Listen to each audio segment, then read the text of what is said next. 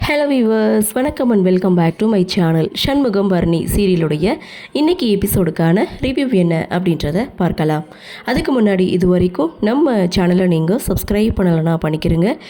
கூடவே இருக்க பெல் ஐக்கானையும் கிளிக் பண்ணி அதில் ஆல் அப்படின்ற ஆப்ஷனையும் கிளிக் பண்ணிக்கிறங்க. அப்போ தான் நான் போடக்கூடிய வீடியோ உங்களுக்கு உடனுக்குடன் நோட்டிஃபிகேஷனாக வரும். எபிசோடை பொறுத்த வரைக்கும் கன்னிக்கிட்ட கௌதமை மன்னிப்பு கேட்க சொல்கிறாங்க.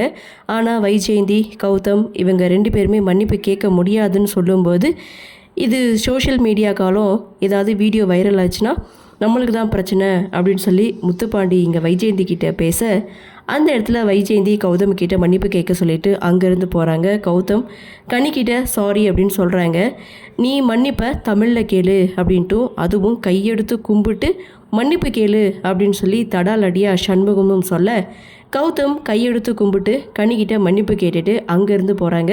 சுற்றி இருக்கவங்க எல்லாருமே கிளாப் பண்ணுறாங்க. அப்படியே சீனை கட் பண்ணால் கௌதம் சொல்லவே வேண்டியல பயங்கர கோவத்தோட வீட்டுக்கு வர, கௌதமுடைய பாட்டி என்னாச்சுன்னு சொல்லி விசாரிக்கும் போது அப்போ தான் வைஜெயந்தி நடந்த விஷயத்த கௌதமுடைய பாட்டிக்கிட்ட சொல்ல, நீ பார்த்துட்டு சும்மாவாக இருந்த அப்படின்னு சொல்லி கேட்க, பொதுமக்கள் கூடியிருந்த இடம் அதனால் மன்னிப்பு கேட்க வேண்டியதாகிடுச்சு அப்படின்னு சொல்லும்போது கௌதம் பயங்கர கோவத்தோடு இருக்காங்க. அந்த வீராவை ஏதாவது செய்தே ஆகணும், இல்லைனா இந்த ஊருக்குள்ளே என்னால் தலை காட்ட முடியாதுன்னு சொல்லிட்டு கௌதம் அங்கேருந்து போகிறாங்க. உடனே வைஜெயந்தி சஸ்பென்ஷனில் இருக்கக்கூடிய ஒரு ஆஃபீஸருக்கு கால் பண்ணி திருச்செந்தூருக்கு கிளம்பி வர சொல்கிறாங்க. இன்னொரு பக்கம் கடைக்கு போனவங்க வீட்டுக்கு திரும்புகிறாங்க. ஏன் இவ்வளோ லேட்டுன்னு சொல்லி எசக்கி கேட்க, கரெக்டாக அந்த சமயம் ரத்னாவுடைய என்ட்ரி.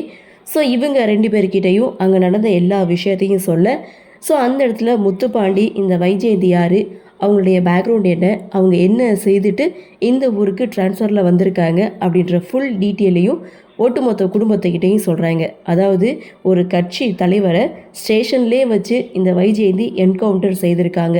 அதை பற்றி தான் இந்த குடும்பத்துக்கிட்ட சொன்னதும், வீராவுக்கு ஏதாவது பிரச்சனை வந்துடுமோ அப்படின்னு சொல்லி இங்கே பரணி, அதுக்கப்புறம் வைகுண்டம் இவங்க எல்லாரும் ரொம்ப பயப்படுறாங்க.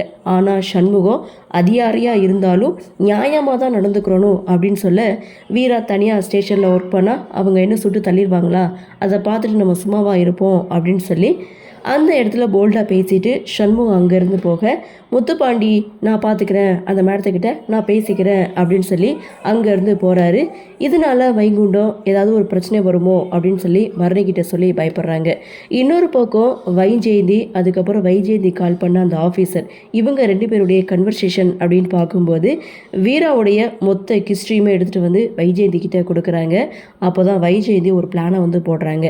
அவள் இந்த போலீஸ் இதில் வந்து சேரவே கூடாது, அவள் பேரில் ஏதாவது ஒரு எஃப்ஐஆர் ரிஜிஸ்ட்ரேஷன் பண்ணிட்டோம் அப்படின்னா இந்த கேஸ் முடிகிற வரைக்கும் அவளால் டியூட்டியில் ஜாயின் பண்ணவே முடியாது, அதற்கான ஏற்பாடுகளை செய்யுங்கன்னு சொல்லி இவங்க எல்லாரும் சேர்ந்து ஒரு பிளானை போடுறாங்க.